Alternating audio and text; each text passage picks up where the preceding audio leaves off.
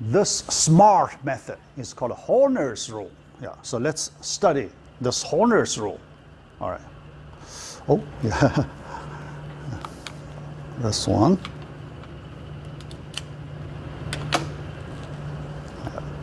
Yeah. So a lot of things. All right. Yeah, good. Yeah. All right. So now we consider the general case. Yeah. All right. Yeah. So that's the old story. Yeah. So the experience we want to borrow here, the key factor factorization. So now we want to apply the factorization in which way? That's important. Apply the factorization in which way? Yeah. Strategy for generalization. What strategy? Do factorization as much as we can. I draw this underline, as much as we can. But because when you do factorization, you have many different ways to do it. Many different ways to do factorization. Yeah. All right. As much as we can. What do you really mean as much as we can? Yeah, we know its meaning, as much as we can. All right. But here, the question, how do we do it, right? Execution. Last time, after we have the strategy, we need to take care that execution part. As much as we can, this related to execution. Yeah. All right, so here there is an important idea here we call a greedy idea. Greedy idea. Greedy, yeah. People try to get money as much as they can. That's the greedy, right? Yeah. Yeah. Sometimes, not always, right? Sometimes, yeah. Yeah, but here we borrow that kind of, real life situation, put it in the algorithm. We have an important algorithm we call the greedy algorithm.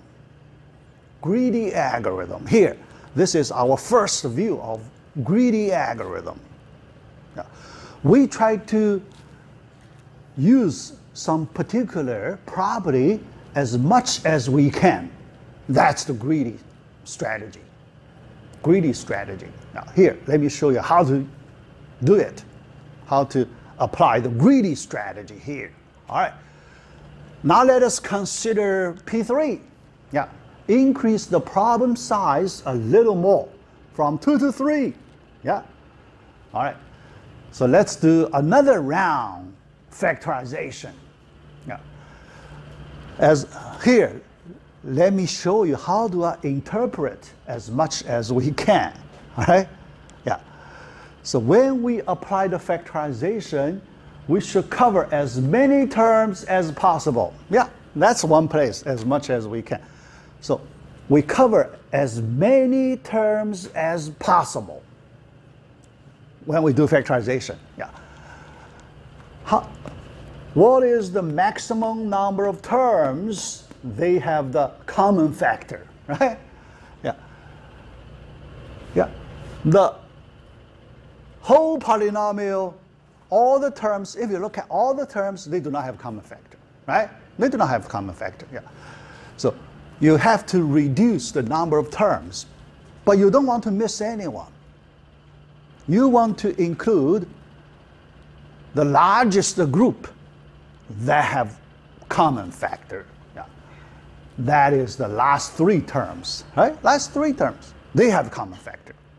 Now, we do the factorization covering the last 3 terms. That's as much as we can, as much as possible. All right. Yeah, that's the greedy algorithm, greedy strategy. Yeah. For the remaining terms, do the same factorization. Yeah, this is the first time we do the factorization, right? The first time we do the factorization. But inside the parenthesis, can we see some more terms they still have common factor, right? inside the parenthesis, our property, our common factor property is still there.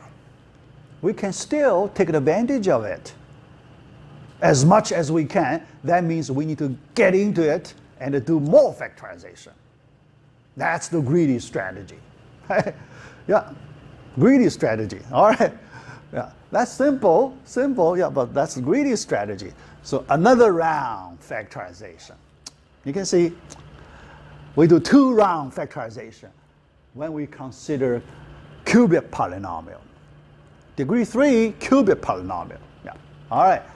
Now let us push to the general case. With these 2 examples, I think we have the experience getting to the general case. All right. Yeah. Oh, sorry. Yeah. Next. Now the general case. This is the Horner's rule. You can see we do factorization round by round. Every time we reduce the number of terms to factorize common factor x until we cannot do anything. Right? Yeah, that's the procedure. Question? Yeah, looks like, all right, yeah. Yeah, think about that. That's the Horner's rule. Yeah. That's the smart way. Smart way. Okay? You can see at least this way is quite different from the plug-in way, right? Plug-in way, you know, completely different. So we expect the result, the outcome should be completely different.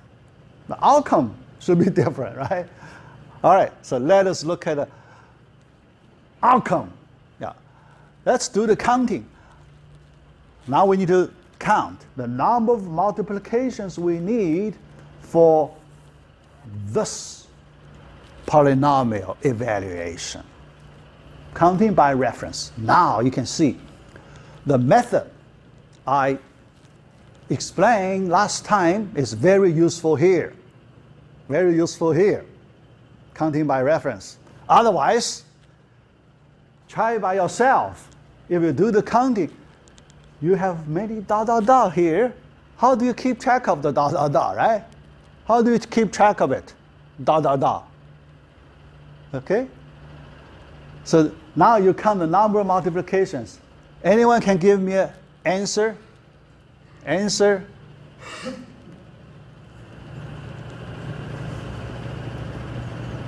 Answer, number of multiplications.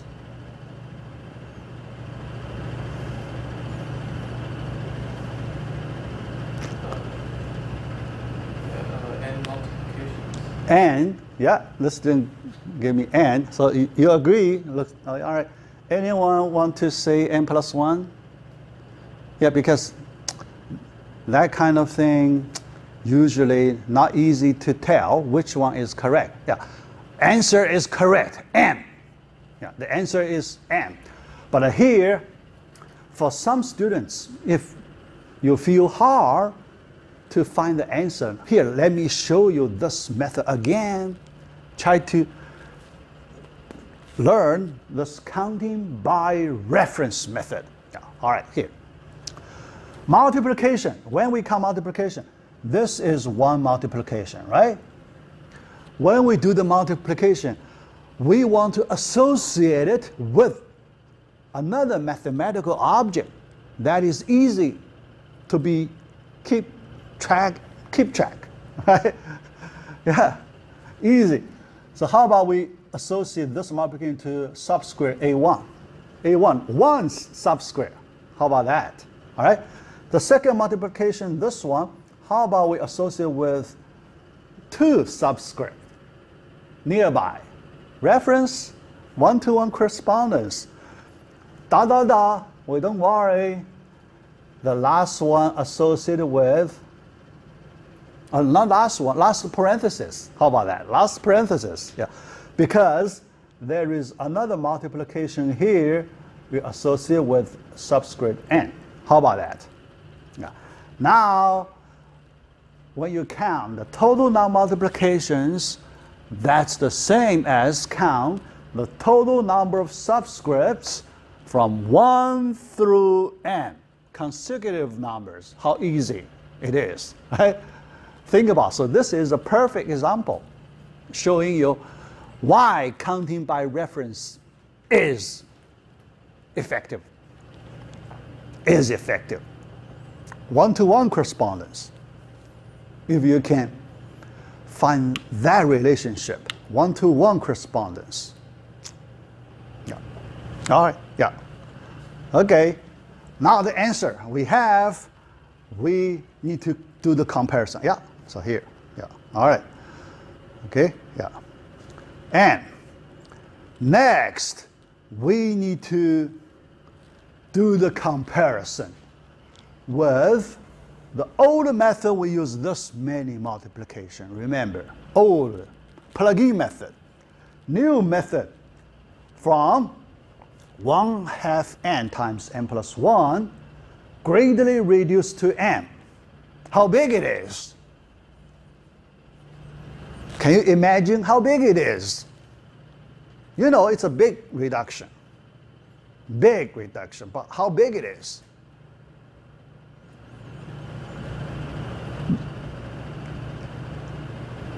It may be hard to visualize it, right? How big it is? Hard to visualize it. Yeah. Here, we need to do some visualization step.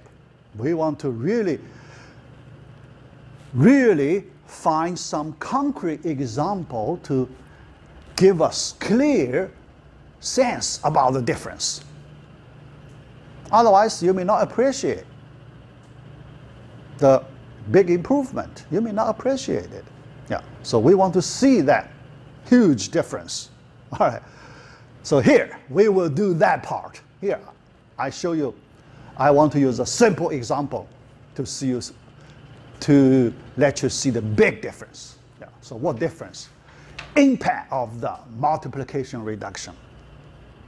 How huge it is, the impact. Yeah, this reduction. All right. So we want to do the visualization here using some concrete examples. Real world examples. First, let us try n equals 1,000 and compare these two numbers. When there are 1,000,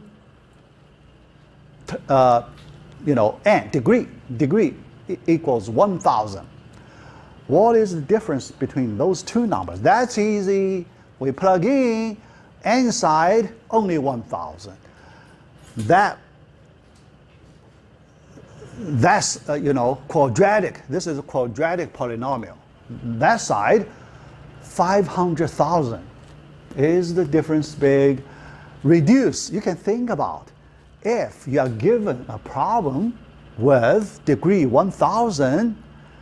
If you use the plug-in method, you need to use 500,000 multiplications. But if you use Horner's rule, you only need 1,000 multiplications. How big it is?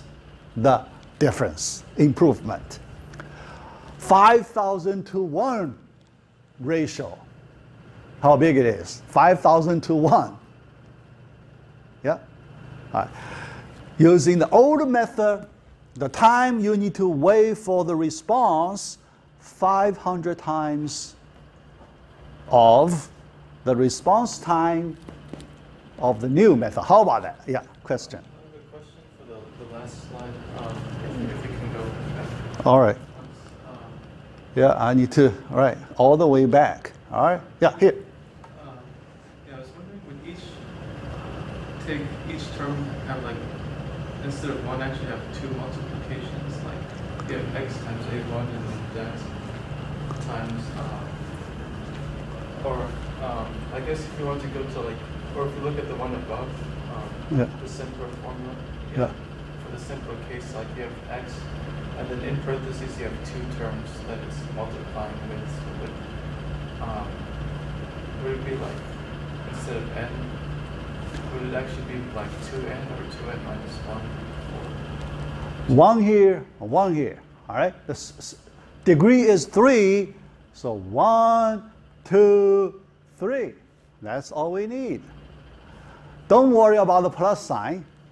We ignore the addition. Yeah, because 10-to-1 ratio, remember?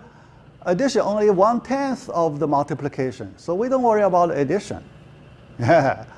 Later you will see the addition number, no change. The same as the old way, no change.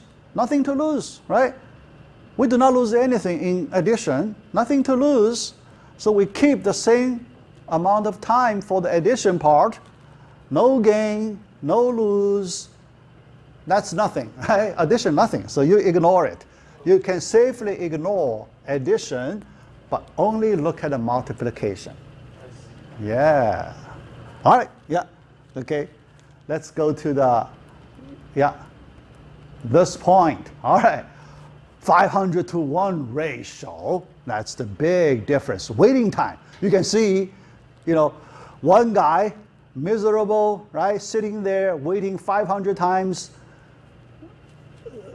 of the other guy only, one, right? How big it is, right? You can see.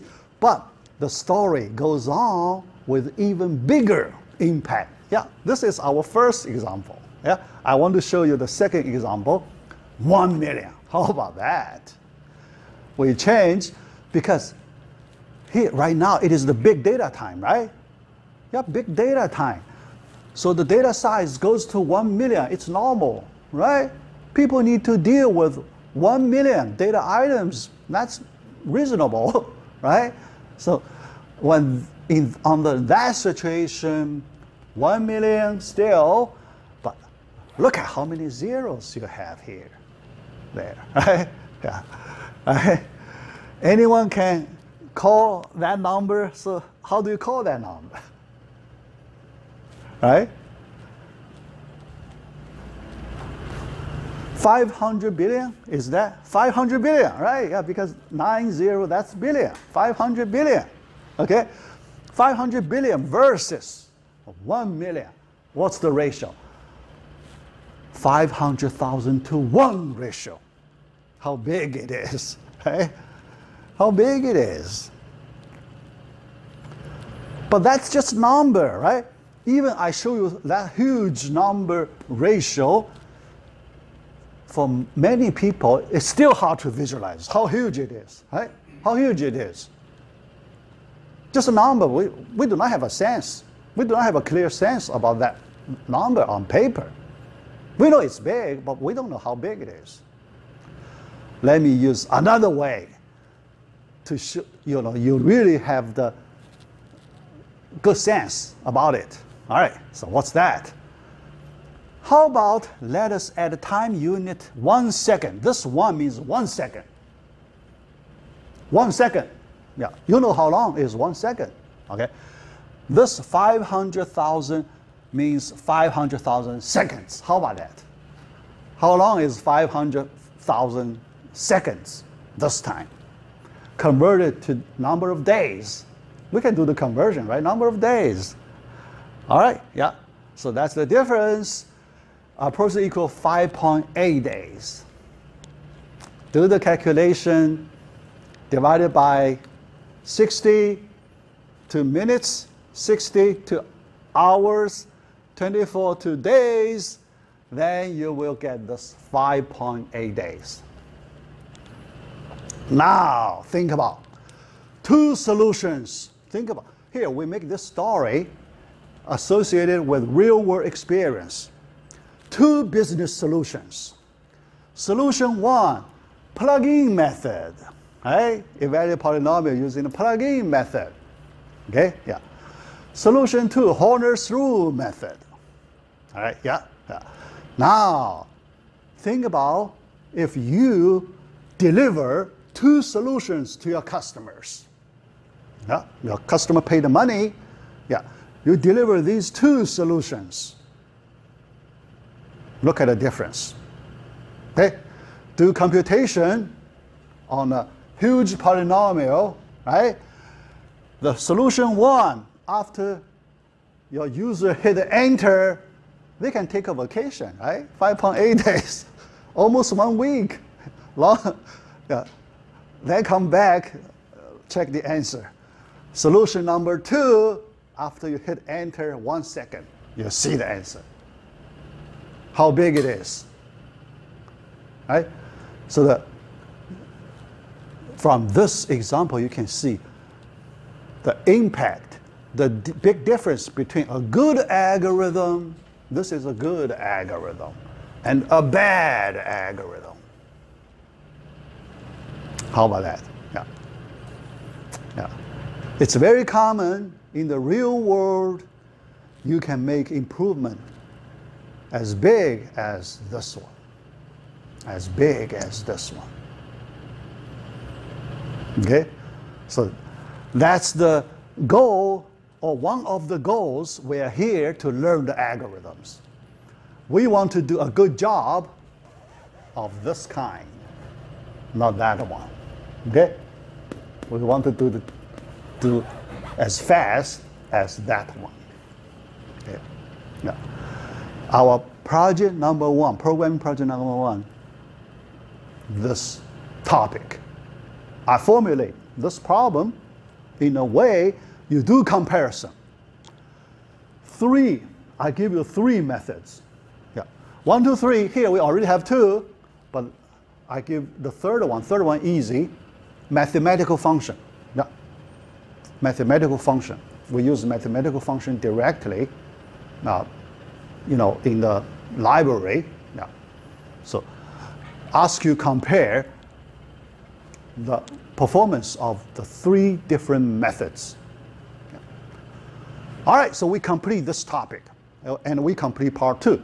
Now, any question at this point? Yeah. All right. Okay. All right, so let me stop this one, and we go to the new topic today. All right, so